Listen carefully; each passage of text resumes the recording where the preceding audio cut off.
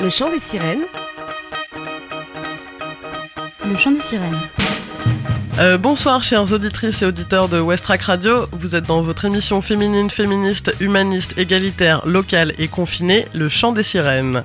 On prend l'antenne ce soir car on avait envie de partager avec vous nos ressentis de ces dernières semaines et on parlera comme d'habitude d'actualité, de féminisme, de sujets qui nous touchent, d'hommes et de femmes qui nous inspirent par leur engagement, leur façon de créer, de vivre. On écoutera de la bonne musique pour se détendre et voyager. Donc effectivement ce soir c'est une émission un peu particulière et oui dans notre monde capitaliste et mondialisé, là je pense que tout le monde comprend mieux l'effet papillon, enfin l'effet aile de chauve-souris.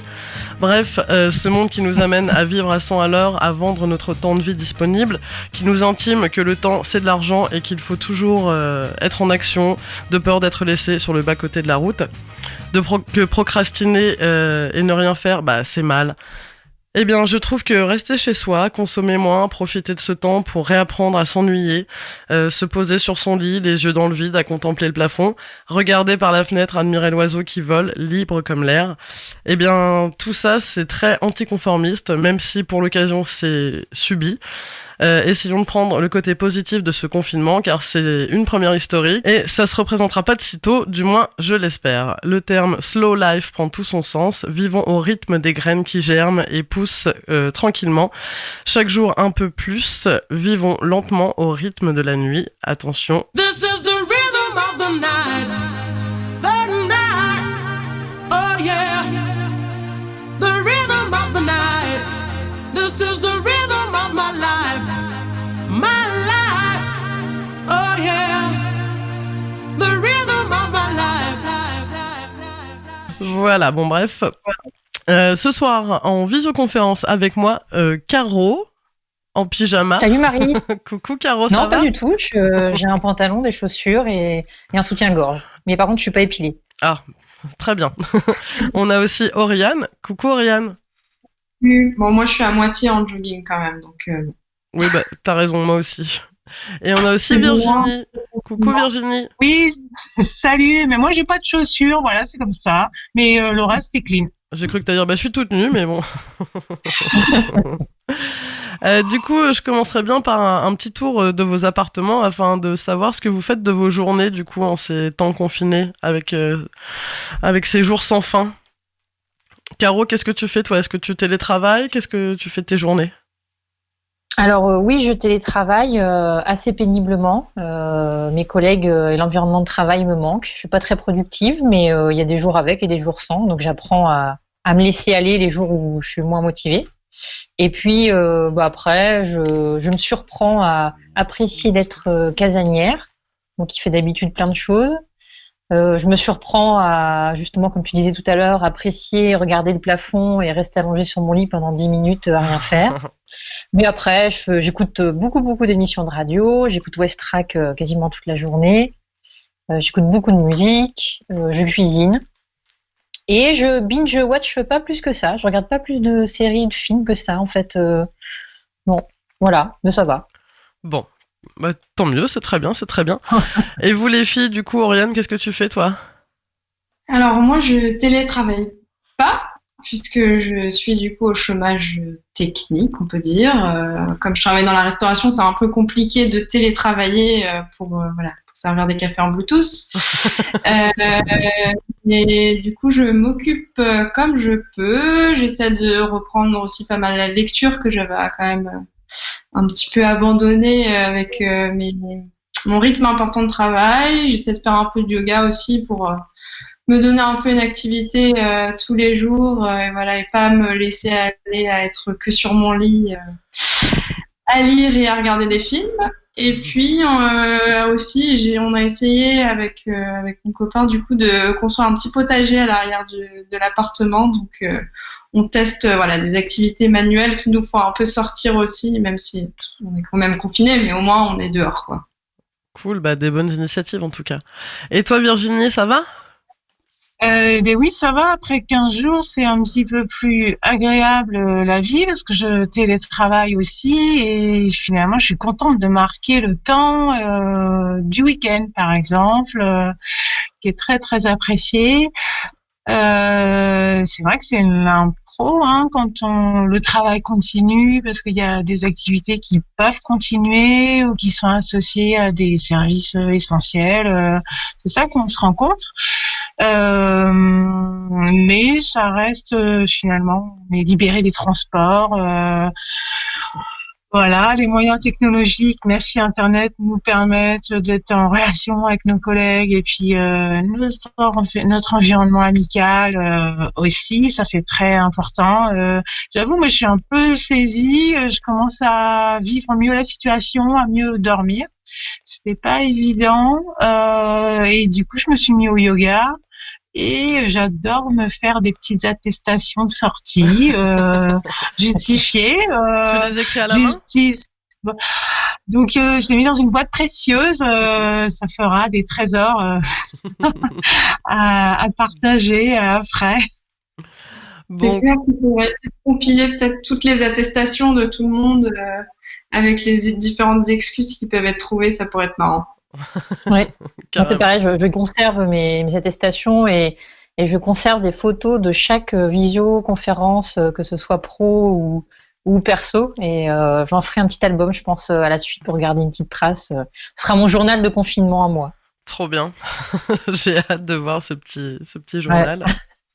Ah, il y a des pépites. Et toi, Marie, on t'a demandé?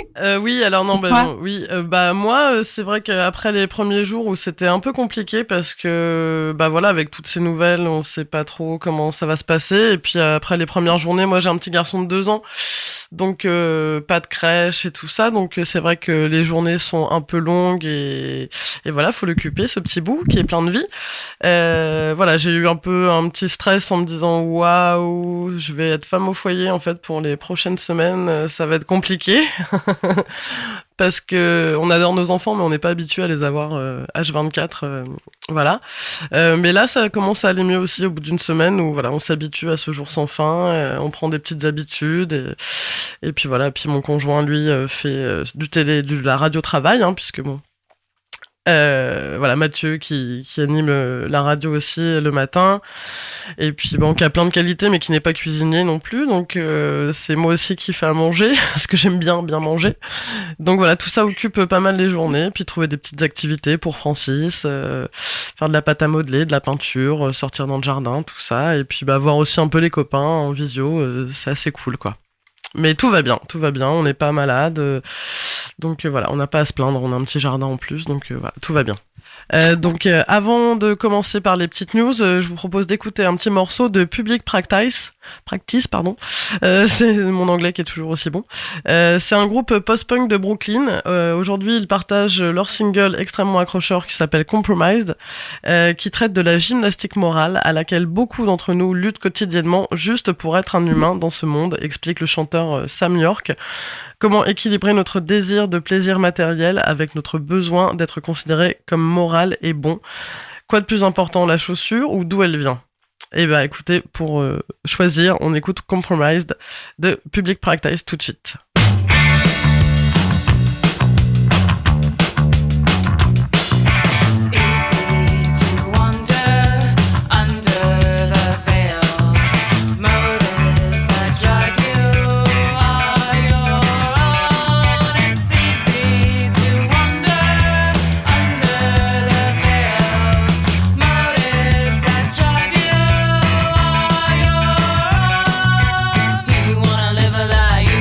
Pick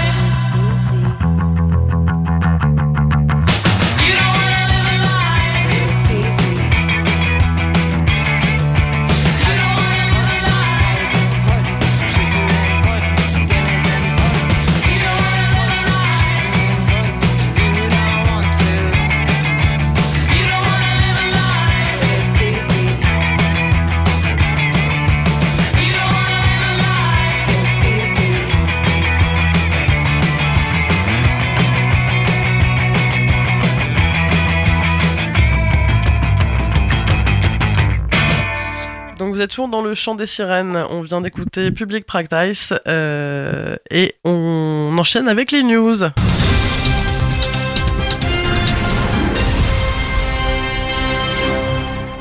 On t'écoute alors, Caro.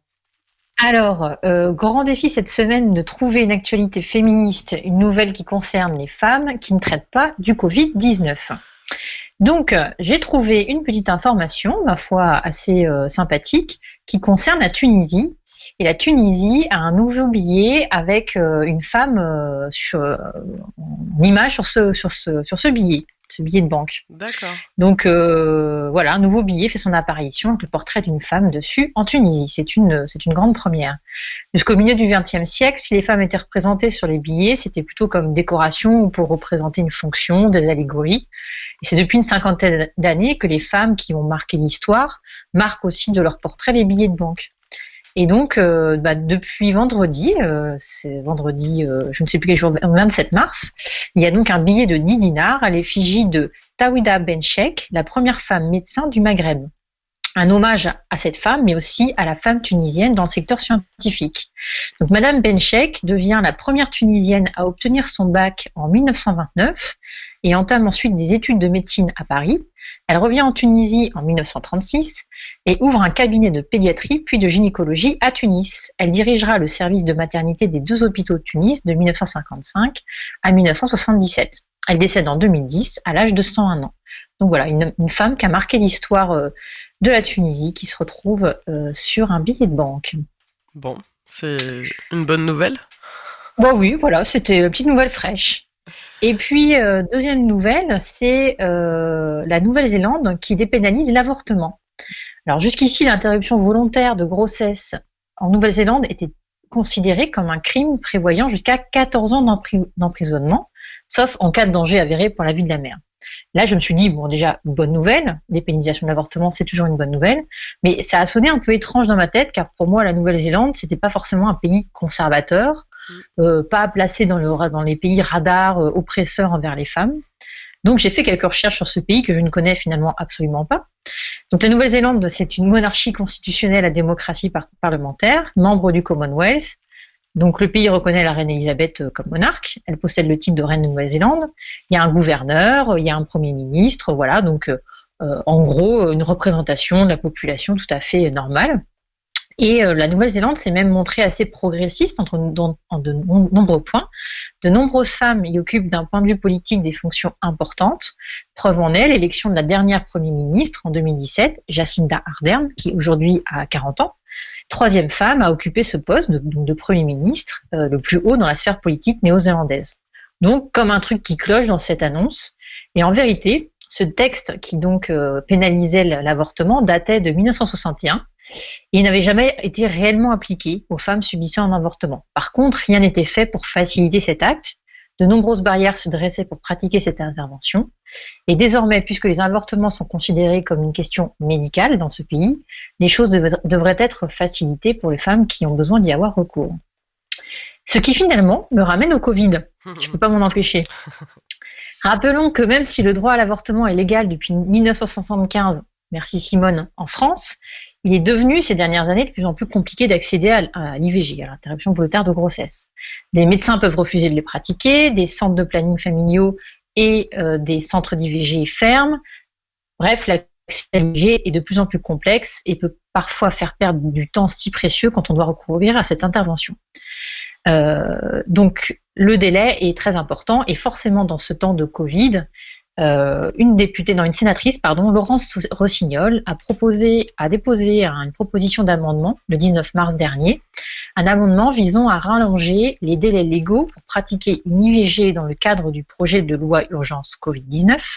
Et donc, elle proposait d'allonger les délais à 14 semaines au lieu de 12 pour que les femmes aient plus de temps en ces temps où forcément avoir des rendez-vous médicaux c'est plus compliqué, où les hôpitaux sont encombrés, que les femmes puissent avoir le temps d'accéder à l'IVG.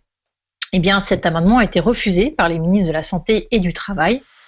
Donc voilà, ça me laisse un petit peu quoi, parce qu'on est capable de modifier sévèrement le code du travail, mais on n'est pas capable de rajouter 2 semaines à l'IVG, de modifier un petit peu ce genre de loi.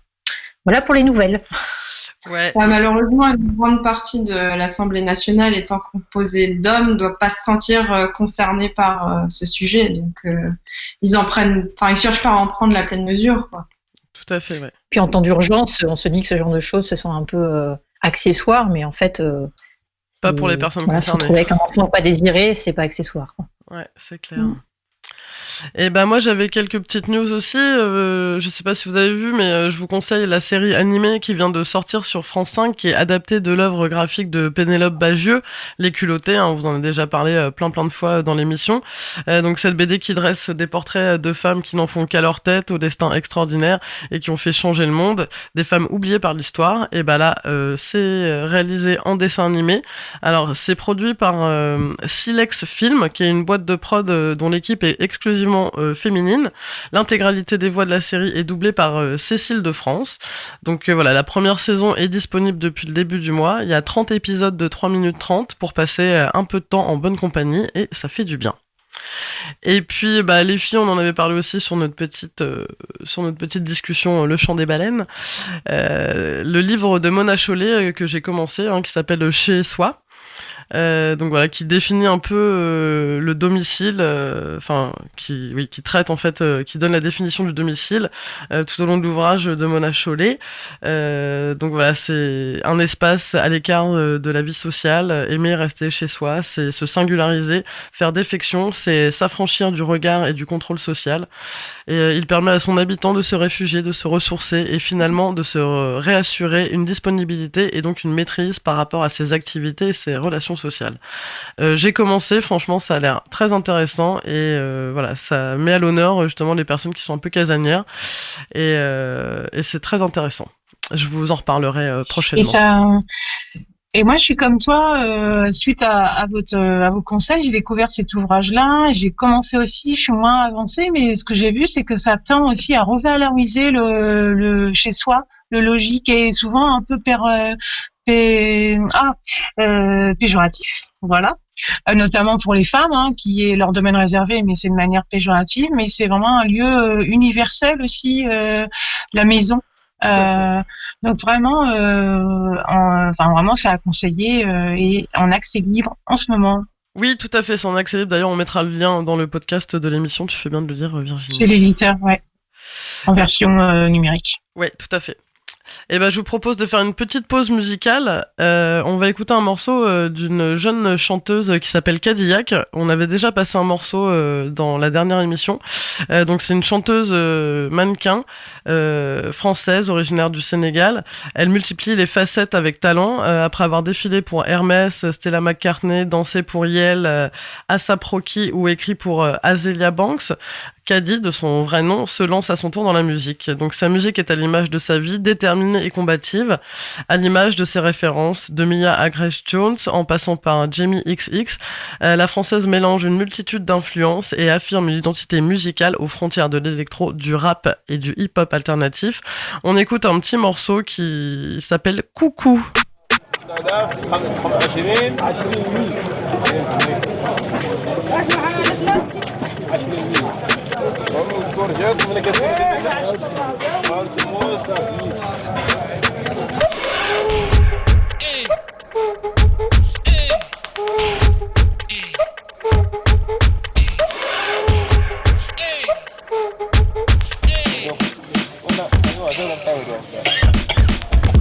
Ils disent le monde est à toi, je crois que le monde est à eux. Regarde ce qu'ils en ont fait, mais putain, ouvre les yeux. Je m'en bats les couilles de ta parité, j'ai pas besoin de comparer. 1, je suis magique, 2, je donne la vie, 3, je gère le budget. J'irai au bout, je le sais, mec, je suis déterminé à ouvrir la voie pour les filles comme moi, c'est mon but, je le sais. Tu pourras pas m'arrêter, j'ai trouvé toutes les clés. Coucou, j'existe, j'existe. Coucou, j'existe, j'existe. Coucou, j'existe, j'existe. Coucou, j'existe, j'existe. Coucou, j'existe, j'existe. Coucou, j'existe, j'existe.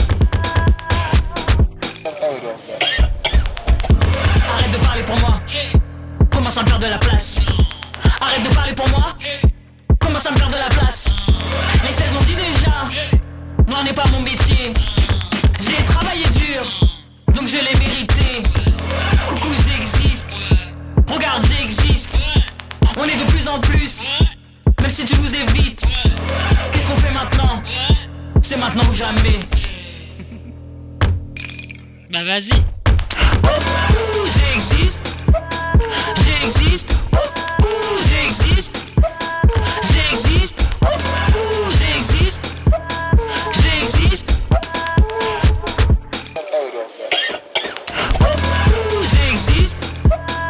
J'existe. J'existe.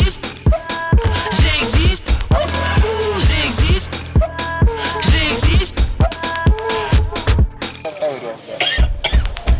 Je suis trop concentré. Je suis trop concentré à ouvrir la voie pour les filles comme moi, c'est mon but, je le sais. Je suis trop concentré. Je suis trop concentré à ouvrir la voie pour les filles comme moi, c'est mon but, je le sais. T'inquiète, j'ai pas de temps pour toi. Baby, j'ai pas de temps pour toi. J'ai pas de temps pour toi. Et oui, vous êtes toujours dans le chant des sirènes et on vient d'écouter Cadillac avec le morceau Coucou. Du coup, on va passer à la petite chronique d'Oriane qui nous parle du retour au privé des femmes. Ouais, c'est ça. Et bon, avant de commencer ma petite chronique, je voudrais bien évidemment rappeler qu'on n'est pas toutes égales face au confinement.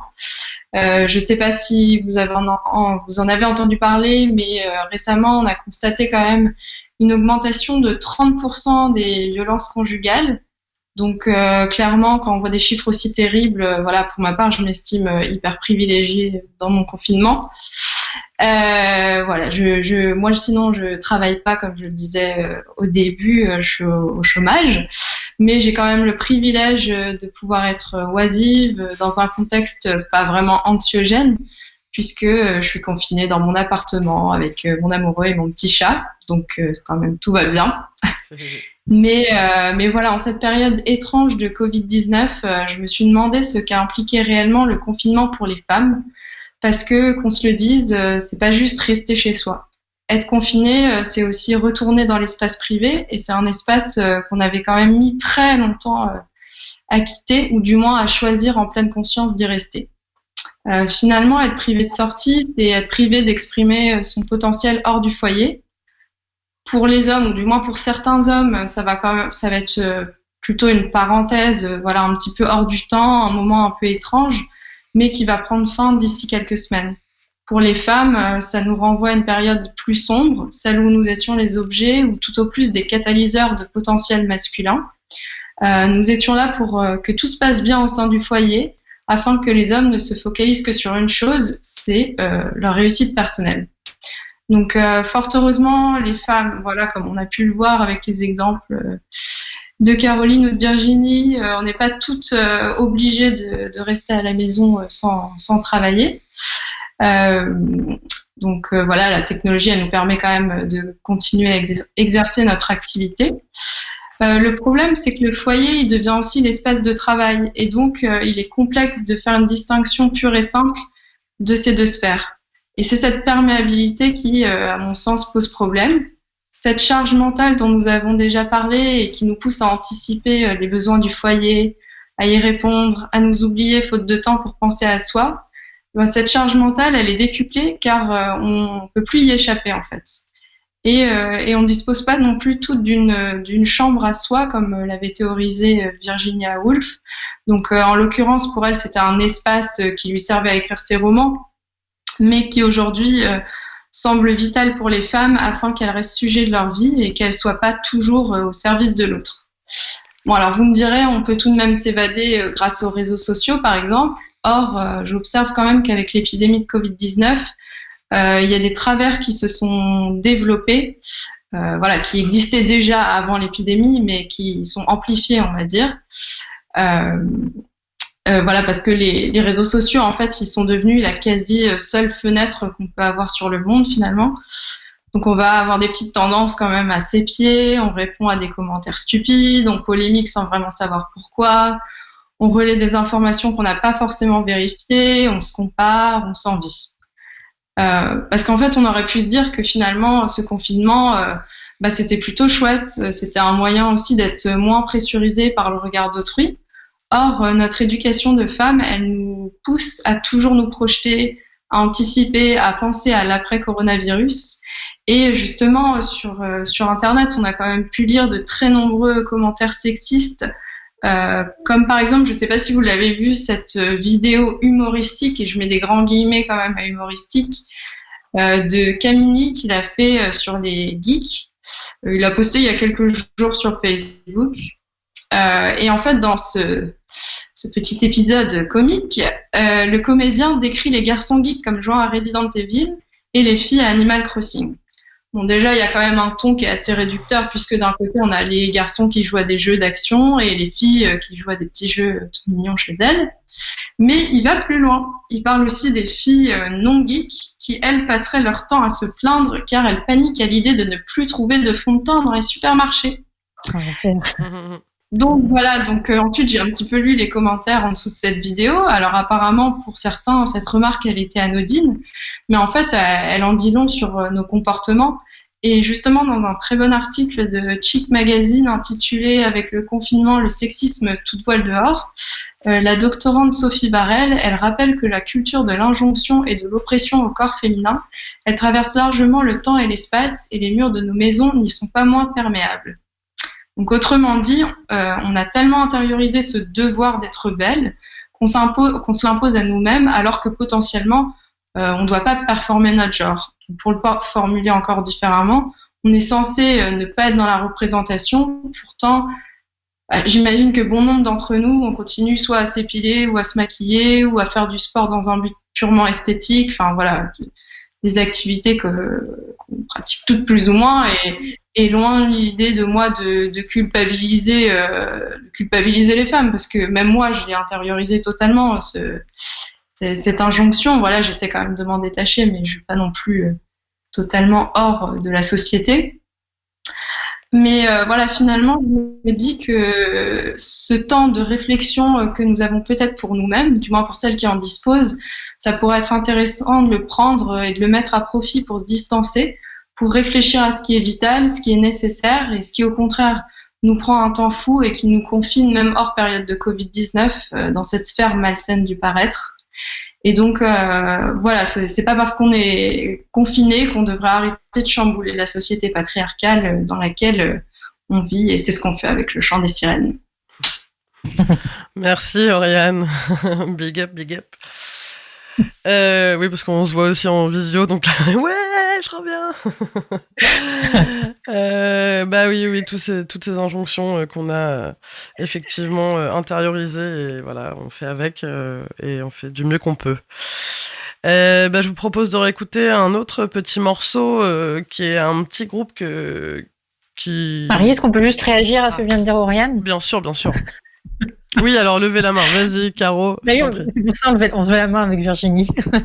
Alors vas-y, Virginie, si tu veux. Oui, j'avais envie d'intervenir par rapport à ce que Oriane a dit, parce que déjà j'ai trouvé ça super bien. Bravo Oriane, tu nous as décrit de manière complète les injonctions auxquelles on répond, qu'on a toutes et tous intériorisées, mais c'est cette opportunité pendant cette période de confinement de réfléchir aussi à la société productiviste, c'est un gros mot, hein, mais à la productivité qu'on attend de nous à chaque instant. Et là, on est stoppé en plein vol.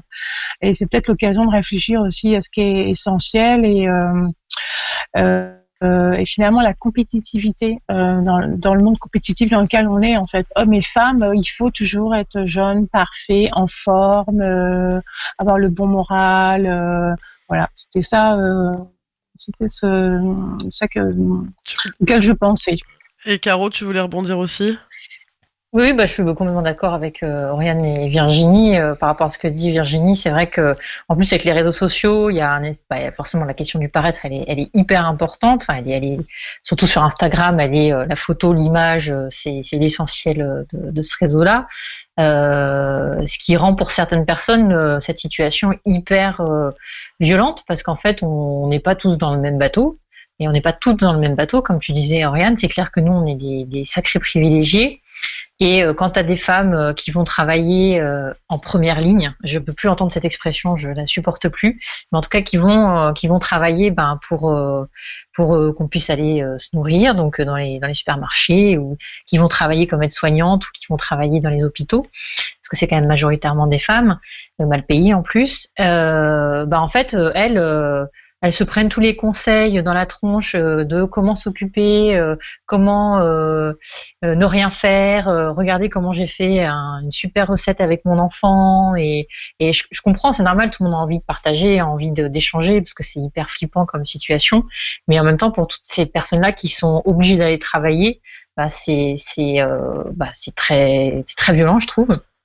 Et puis aussi, pour agir par rapport à ce que disait Oriane, c'est vrai que dans le chant des sirènes, depuis maintenant, je sais plus combien d'années. C'est la 50e émission ce soir. C'est la combien ? 50e émission. Oh mince, ça se fête. On nous avait dit il y a quelque temps qu'on la ferait en confinement, celle-là, on n'aurait pas cru. Non, c'est clair. Mais depuis 50 émissions, donc depuis au moins, je sais pas, 4 ans peut-être, bref, on a vu les choses avancer quand même. Et là, en 15 jours, je me suis pris un espèce de retour en arrière assez violent dans la tête, avec dans les médias que des témoignages d'hommes, d'experts hommes.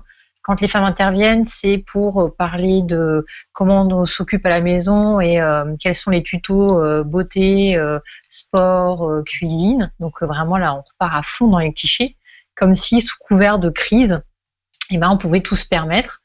Et moi, je suis assez révoltée. Je suis assez révoltée contre les médias, en fait, parce que dans ces temps-là, ils doivent continuer à faire attention à qui donne la parole, à ce qu'ils disent, et il n'y a pas de raison que parce qu'on est en guerre, voilà, on doit absolument oublier tout ce qui a été fait. Et d'ailleurs, sur Westrack, je trouve qu'il y a il n'y a pas 50-50, je pense, mais il y a quand même pas mal de femmes qui témoignent, et c'est assez agréable. Tout à fait. Je vous propose justement d'écouter un petit morceau que Gabrielle, notre petite Gabrielle, qui était partie justement en Colombie il y a quelques temps, nous propose. Donc c'est Vivir Quintana, qui est une jeune et talentueuse auteure, compositrice et interprète mexicaine, qui nous offre avec la chorale de femmes le chœur El Palomar, un hymne plein d'espoir qui exprime ce moment historique qu'elles vivent en ce moment justement au Mexique, contre les violences faites aux femmes et contre les féminicides. Donc le morceau s'appelle Canción sin miedo, qui signifie nous chantons sans crainte. Et voilà, on le dédicace à toutes ces femmes qui font face à cette épidémie. On écoute tout de suite. Bisous.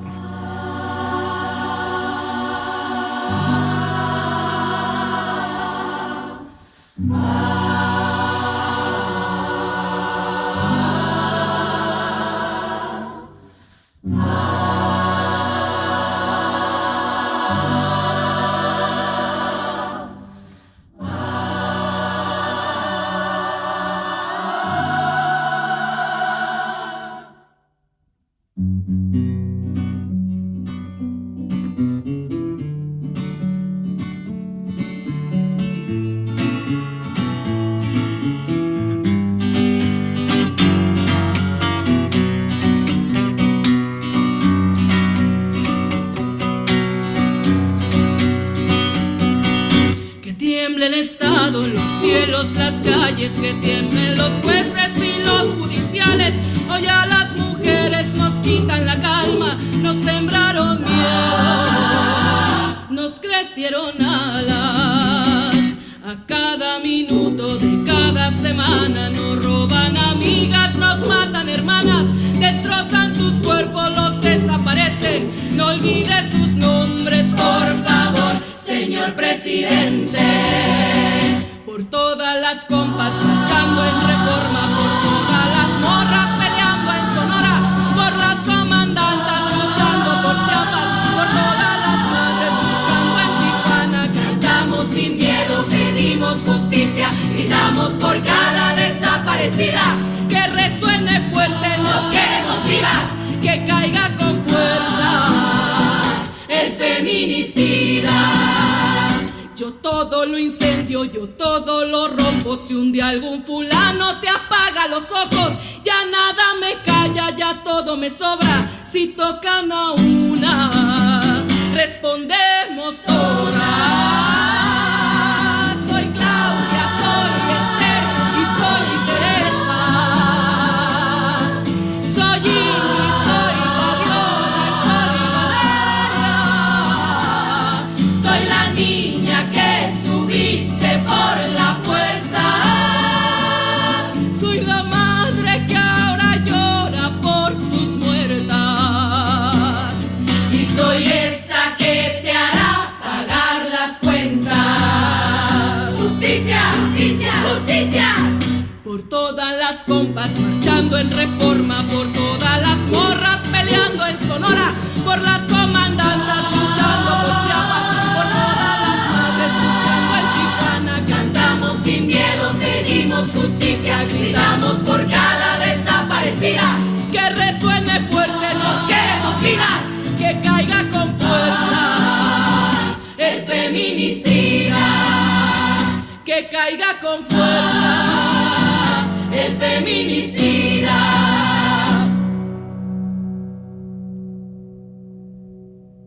Y retiembla en sus centros la tierra al sororo rugir del amor. Y retiembla en sus centros la tierra al sororo rugir del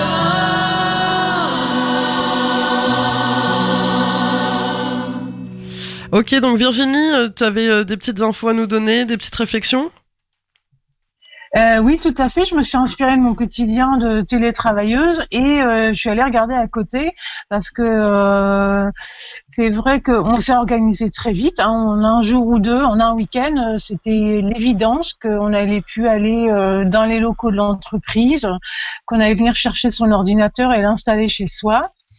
Et puis finalement, il est apparu qu'on n'était pas du tout les seuls et que les profs étaient à la même enseigne, les boulangères, les magasins d'alimentaire, il y avait tout un tas de services qui étaient en continuité essentielle pour continuer à faire vivre tout le monde. Donc c'est un peu fouillis, c'est vrai, mon ressenti, mais j'ai pris la température chez d'autres proches qui ont d'autres conditions de travail, qui ont dû transposer leur activité en télétravail, aux enseignants. Ouais, plutôt à distance. En fait, à distance, ils ont dû adapter aussi parce qu'ils sont souvent avec des publics divers, jeunes ou moins en fait, des publics d'adultes. Ça peut être aussi des choses qui sont faites en présentiel. Vraiment, il y a tous les soins un peu psychologiques ou ce genre de métiers. Les paramédicaux, par exemple, et ben ils continuent le plus souvent de recevoir des gens avec en fait je crois que ça n'a pas cessé d'évoluer en 15 jours. Les recommandations, les façons de faire, elles n'ont pas cessé d'évoluer. On parlait des réseaux sociaux là il y a quelques instants, mais par ce biais et je sais pas quel autre biais, parce que moi j'ai pas la télé mais la radio est importante aussi. Tout le monde s'y est mis, même le gouvernement il parle à travers des nouveaux médias. Enfin bref, je m'égare, mais on voit qu'il y a tout un tas de gens qui continuent à bosser tous les jours et au fil du temps, ils ont pris conscience des risques qu'ils prenaient ou des façons de faire qu'ils devaient adapter. Ils ont peu à peu aussi ralenti leur activité vraiment jusqu'à l'essentiel en fait, en réduisant aux seules urgences, et tout a été reporté. On a vu plein de spectacles, d'événements culturels ont été annulés, reportés, mis en attente, les bars, les restaurants, enfin en fait ça s'est passé très très très vite. Mais surtout moi ce que j'ai eu comme témoignage, c'est que les gens c'est la lue quoi, ils se sont retrouvés quasiment du jour au lendemain à inventer des façons de télétravailler, de s'occuper de leur quotidien qui a été complètement bouleversé avec les pratiques de prévention, avec leurs enfants à la maison. Est-ce que le conjoint travaille ou pas? Quelle activité? En fait, je crois que ça va mettre encore quelques semaines avant peut-être de se stabiliser, puis d'inventer des nouvelles façons de faire. Mais aujourd'hui, enfin, il y a plein de questions économiques aussi qui se posent, de force, les personnes en travail, en chômage partiel, combien de temps ça va durer? Enfin, il y a des incertitudes comme ça. Est-ce que, enfin voilà, toutes nos charges privées, elles vont aussi être retardées, étalées, graciées, subventionnées. C'est ça aussi qu'on voit sur les réseaux sociaux ou sur les réseaux d'information. On voit toutes sortes de ces fils d'infos et de propositions à devenir. Dans l'urgence, un petit peu. Aujourd'hui, il y a à peu près il y a 2 millions millions de personnes qui sont plus de 2 millions de personnes qui sont en chômage partiel déclaré avec le nouveau dispositif gouvernemental, plus tous ceux qui peuvent pas y postuler. Donc c'est quasi doublé. Les personnes qui sont sans emploi aujourd'hui, c'est par rapport aux chiffres de chômeurs à l'année, c'est le double aujourd'hui. Donc on a à peu près 15% de la population qui est dans une situation comme ça de non-travail. Ouais. Qui me paraît assez énorme. Bah, moi, j'entendais un chiffre aussi hallucinant, c'est que il y a un tiers de la population mondiale qui est confinée en ce moment. C'est quand même ouf. Oui, c'est énorme. Ouais, c'est énorme. Ouais. Et je voulais juste revenir, Virginie, par rapport aux profs et aux enseignants. Enfin, moi, c'est pareil, j'ai des amies qui sont enseignantes et j'ai l'impression aussi, en entendant mes voisins, en parlant avec eux à un croisement de rue, que les parents sont en train de découvrir le métier de prof et d'enseignant parce que ils sont tous là. Oh, non, mais je me rendais pas compte de la quantité de travail que mes enfants ils ont. Oh là là, mais les profs comment ils font? Ils ont 26 élèves par classe. Et déjà, je trouve ça positif que enfin les parents se rendent compte du travail des profs, que c'est pas des branleurs. Et aussi, mes copines qui sont elles profs me disent que là le télétravail c'est un truc de fou, quoi, qu'elles mettent, elles passent vraiment beaucoup de temps à préparer leurs cours, et puis elles sont très disponibles pour les profs, pour les parents et pour les enfants, voilà, et à qui elles se contactent régulièrement, elles les contactent régulièrement. Donc voilà, quoi, c'est aussi pour les profs très compliqué, je pense, cette période. Oui, bien encore une fois, c'est très inégal aussi pour les profs parce que entre les différents établissements, j'ai pareil des témoignages dans mon entourage, entre un établissement de centre-ville privé, un établissement de campagne, Montgaillard pour pas citer, et un établissement du trou du cul du centre de la France, dans la campagne. Les moyens sont pas du tout les mêmes, les attentes des parents sont pas du tout les mêmes, les niveaux de compréhension des parents sont pas du tout les mêmes. Donc là, en fait, il y a une espèce de pression, encore une fois, sur les enseignants, où tout le monde a l'impression qu'ils foutent jamais rien et qu'ils ont beaucoup trop de semaines de vacances. Et il y a vraiment une pression sur les profs, et une disponibilité. Enfin, ceux qui vivent le plus difficilement, je pense, le télétravail, c'est certainement eux, parce que ils doivent tout réinventer, et au moment, il faudrait juste qu'on leur lâche la grappe et tant pis. Enfin, c'est pas grave. Hein. De production et de surveillance aussi des élèves, de leur travail produit. Ça rajoute beaucoup de stress.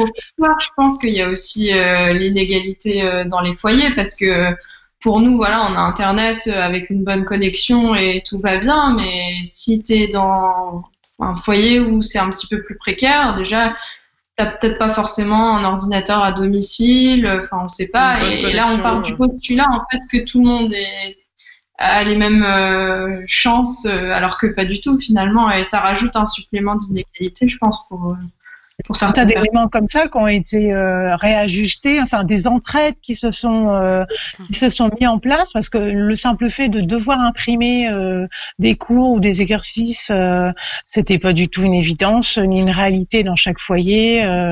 Donc les enseignants aussi, ils se baladent, ils font la tournée en amenant des polycopiers. Ouais.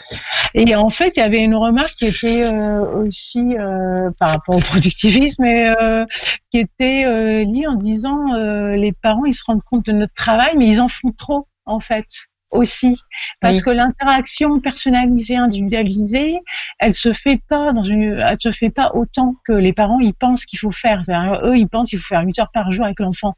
Or, l'enfant, faut aussi qu'il s'ennuie, faut qu'il se débrouille seul. Voilà, c'était une petite remarque. Mais j'ai vu des choses très très drôles où tu as des parents qui font des vidéos, parce que c'est quand même assez la tendance, qui font des vidéos qui disent oui, je sais, mais je dirais oui à tout, je vous embêterai plus en demandant des rendez-vous, j'approuverai toutes vos décisions, même les mauvaises notes, je ne discuterai plus rien, c'est horrible, j'ai peur, j'ai pas beaucoup de temps pour vous parler. Bon, voilà, pour la petite note d'humour, et il y a plein de messages dans tous les sens qui passent. Il y a aussi les bêtises, enfin les maladresses dans les médias gouvernementaux, là, on les connaît tous, mais il y a aussi plein d'autres choses qui passent. Il faut l'espérer que ça va participer à un changement. Ouais, et j'espère que les gens se souviendront aussi du coup de qui a cassé tout le système social et le système de santé en France, voilà, pour qu'on en arrive aussi à des choses assez horribles en ce moment. Donc faudra pas oublier que le gouvernement est aussi responsable de tout ça, que ce soit les profs, que ce soit les infirmières, etc. Donc je pense que il y aura des comptes à régler plus tard. C'est bien ce qu'on voulait dire en transparence derrière. On est d'accord. Je sais pas, est-ce que vous avez un petit truc à rajouter ou je relance un petit morceau? Moi, comme vite fait, alors c'est juste, ça me faisait penser à la thématique de l'informatique, et finalement c'est aussi l'occasion pour plein de méchants hackers et autres escrocs de profiter de la présence massive des gens en ligne pour essayer de les arnaquer. Donc il y a aussi beaucoup de messages de vigilance aussi comme ça qui sont renforcés. Si c'est possible de faire attention là où on clique. Et avec qui on clique. Enfin voilà.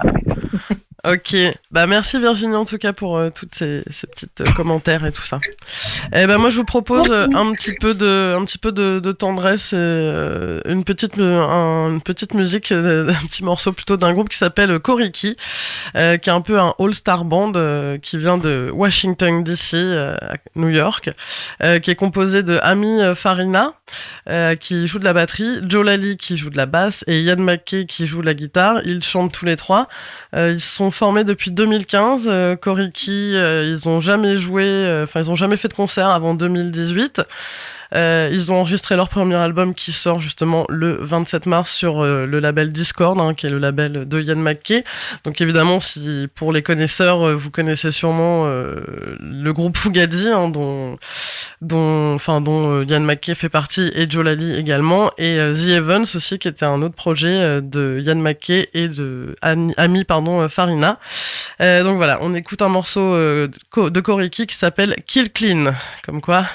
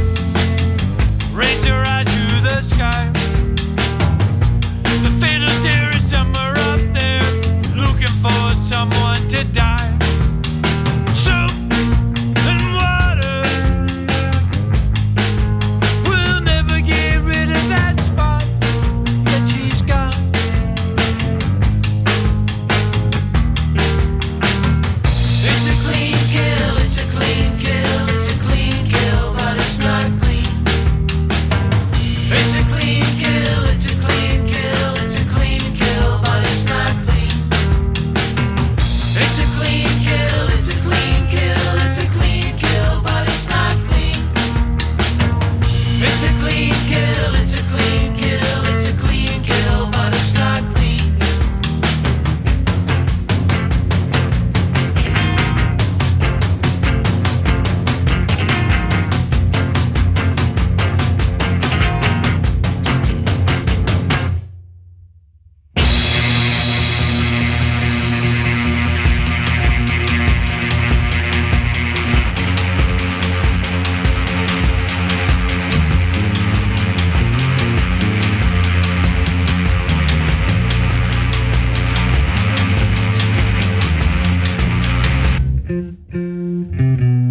It's a clean kill, it's a clean kill. It's a clean kill.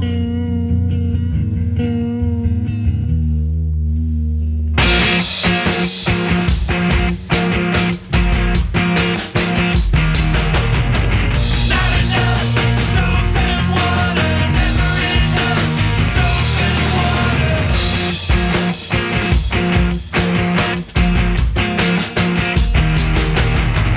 Not enough soap and water, never enough soap and water.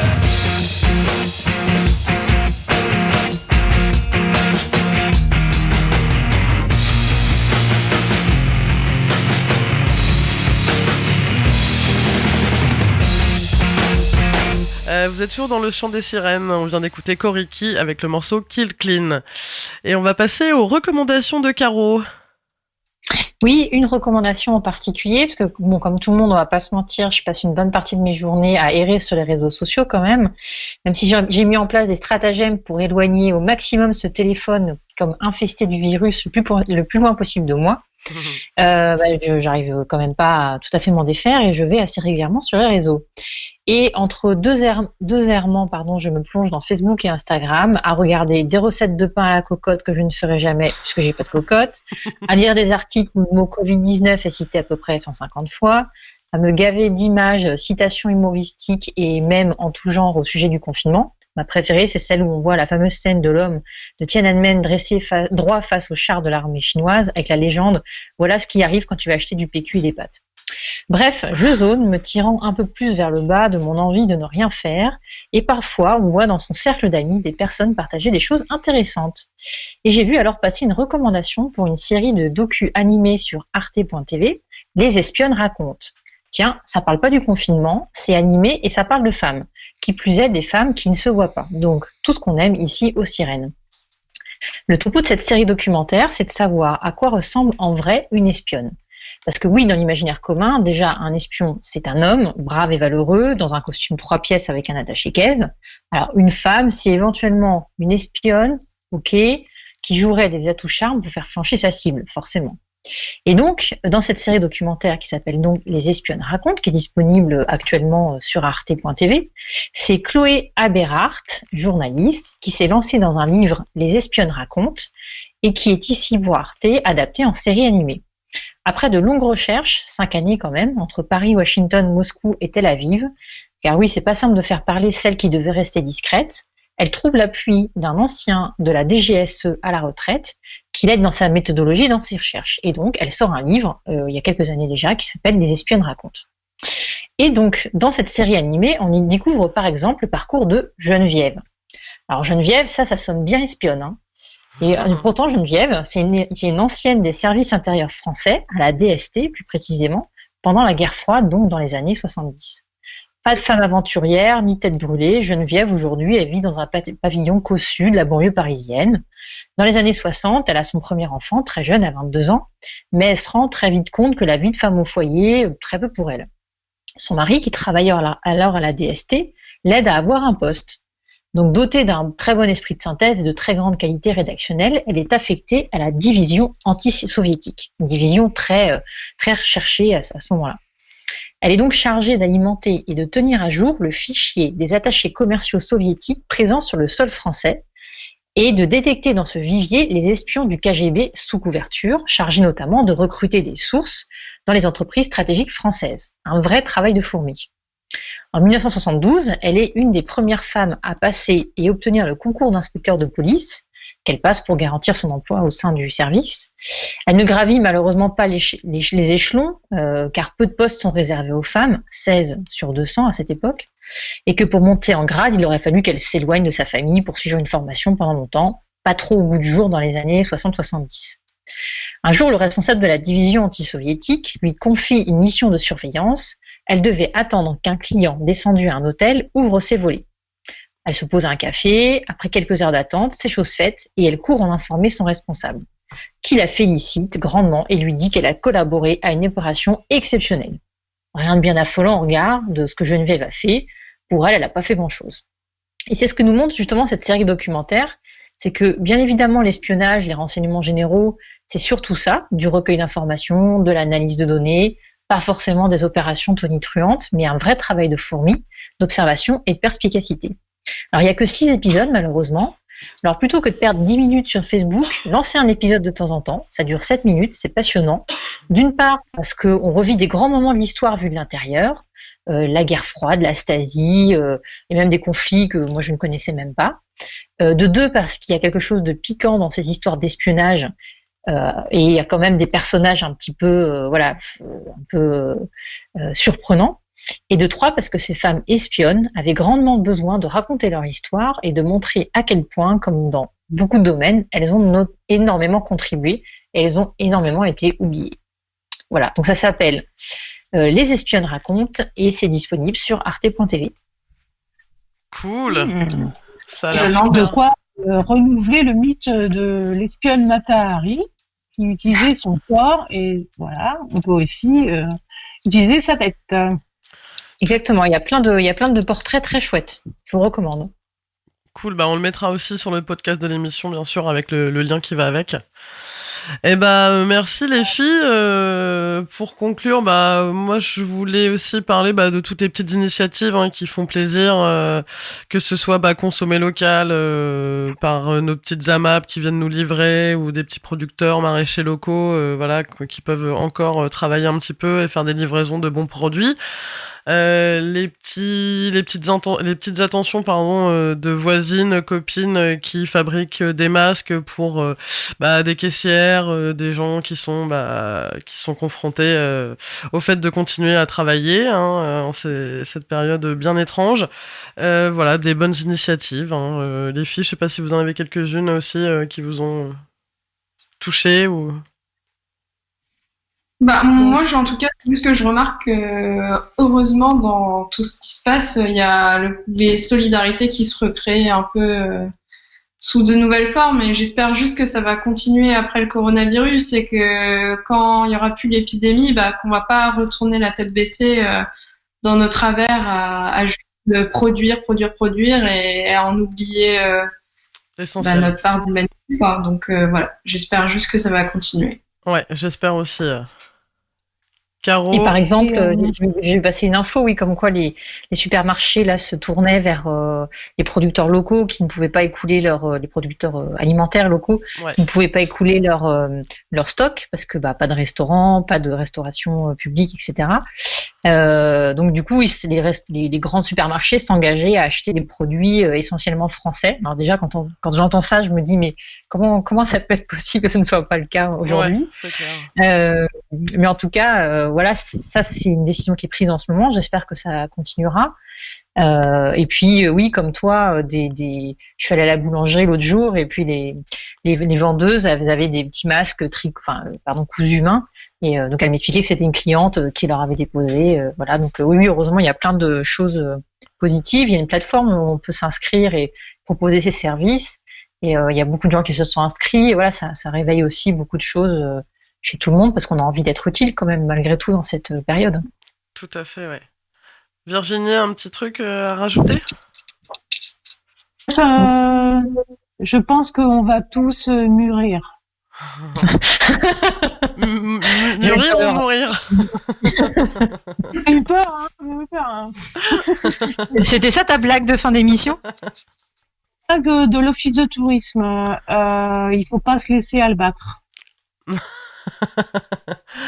Merci, oui, les gens qui font de la communication en télétravail, c'est pas toujours facile non plus. Ok, bon bah en tout cas, on fait un gros bisou bientôt, bien sûr à toutes les sirènes. Voilà, on pense à vous les filles. Et puis on se retrouve très bientôt pour une nouvelle émission. On va terminer par un petit morceau. Les filles, vous voulez juste faire un petit coucou, un petit bisou, une petite dédicace avant que je lance le morceau? Non? Vivement la prochaine, confinée ou non, mais on sera là.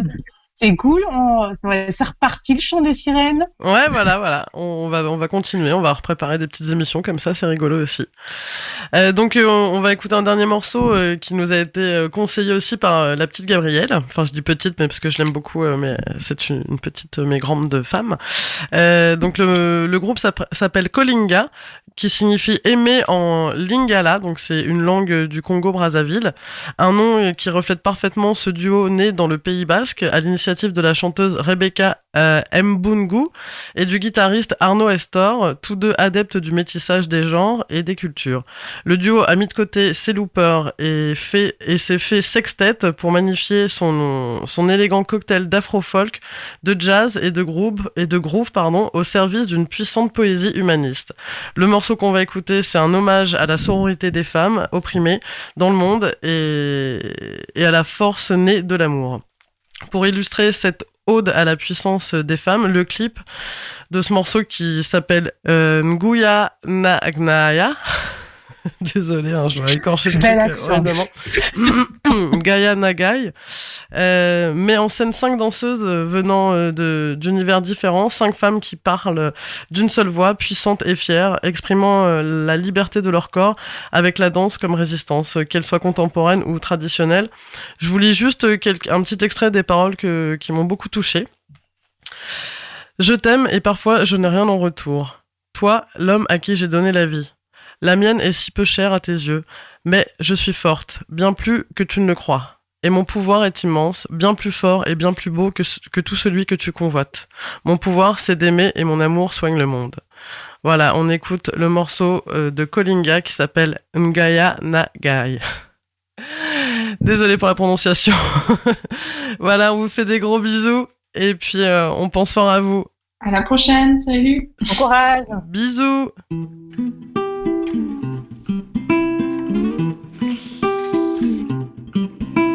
Bolingo nanga eza na suka te. Bolingo nanga eza na suka te. Esengo